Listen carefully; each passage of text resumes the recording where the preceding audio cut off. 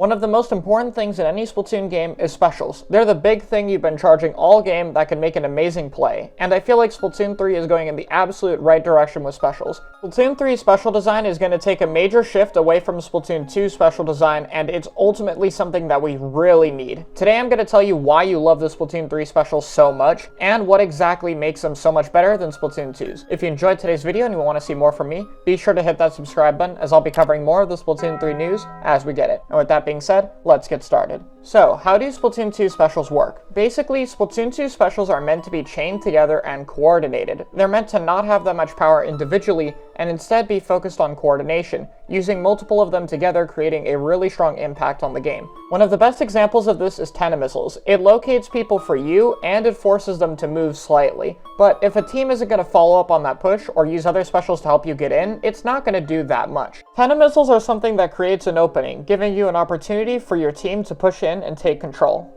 I have missile here. You can go. Okay. I missile all of them. I have missiles on 4, I have missiles on 4. One under right side. Bottom right, one shot. Dead. Nice, nice, I got 2. They're still on right side, Zach. Got him. Nice. One shot. Nice, I got 2.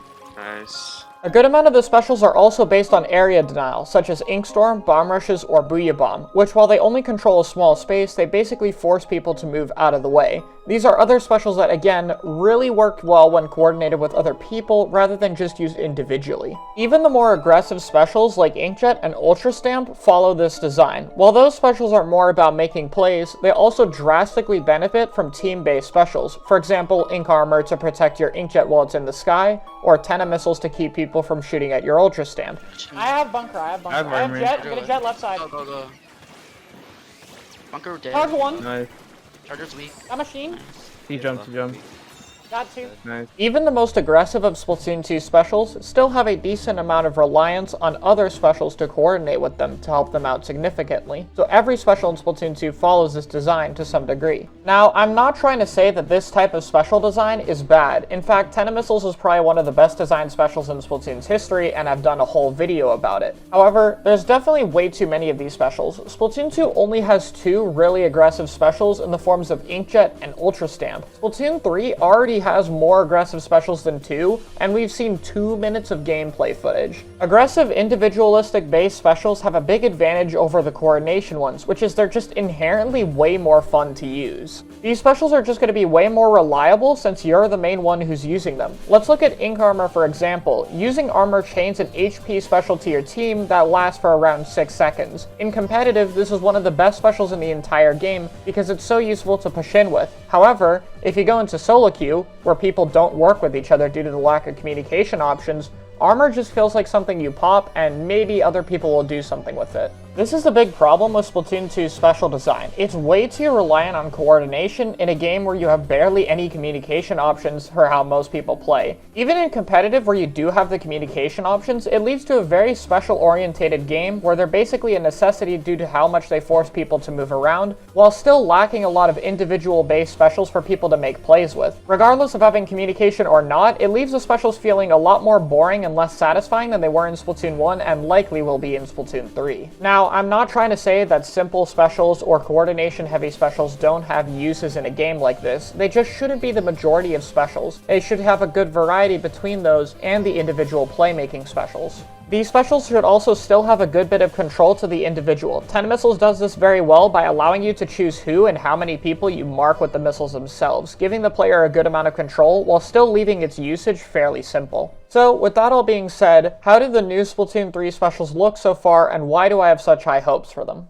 We'll use the crab as our first example, and I'm going to be looking for 3 specific things. The first one is complexity. The crab checks this off its list by having multiple movement options. It can roll around in ball form, walk around, shoot, and has a blast firing mode. This gives it plenty of options to attack and move around, giving a lot of variety to the user. Second is counterplay. The person using the crab clearly is vulnerable whenever it shoots, meaning that it's easy for other people to shoot at it whenever it's attacking someone else. Lastly is a reliance on individual skill. These specials are strong, so they need to have a good amount of emphasis on the user being good at it, and the crab absolutely follows this. Its normal fire mode requires 3 shots to kill, And the blast fire mode requires a direct hit to kill in one shot. So the crab has both the dependence on aim, so you can hit your opponents and get those kills, but also a reliance on movement, so you don't get killed too easily from people looking to shoot at you from behind or above. The Zipcaster is actually a lot easier to talk about since it's pretty much just an extra ability, likely taking the place of a sub-weapon. The ability to use your special to go anywhere, along with the fact that you'll recall after using all of your ink, adds plenty of complexity to the matter. There's plenty of counterplay since the special can be shot down,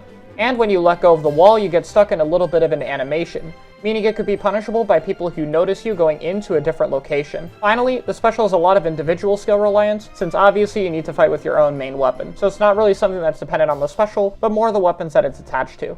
Lastly is the Trizooka, definitely the least complex of the bunch, but since the shot has a good bit of lag and it takes away your main weapon, you definitely have to be careful where you use it from, something the original Inkzooka also struggled with. Counterplay is also very simple, as again, the shots are kind of laggy, so if you miss and someone's near you, they could easily burst you down. Finally, there's very easily a reliance on individual skill, since you will need to hit multiple of these blasts in order to get a kill. All three of these specials very clearly are dependent on the individual and have a lot of playmaking power. This just makes them seem way more fun. I actually did a poll ranking 3 of Splatoon 2 specials against the Zipcaster, and it's incredibly clear from the results which one people would like to use the most. Ultimately, the selfish playmaking power of these specials just makes them a lot more fun, and while not every special should be like this, I definitely think we need more things in this direction, and having the majority of specials act like this is something the game desperately needs. If Splatoon 3 continues with this direction, I think it'll have the most fun specials out of any of the games, and it seems like they're toned back enough to not be too broken like Splatoon 1's were.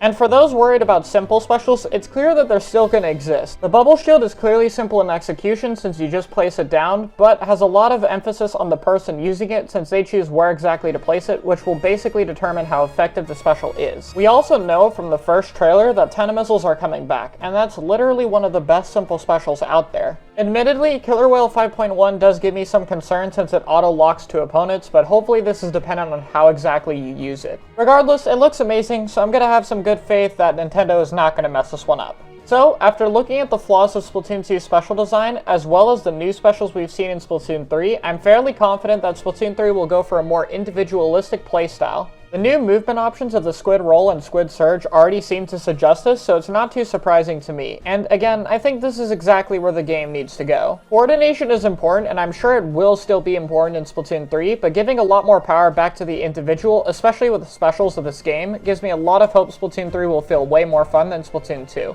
But that's of course just my take on things. Let me know what you guys think in the comments, and I'll see you all in a future video.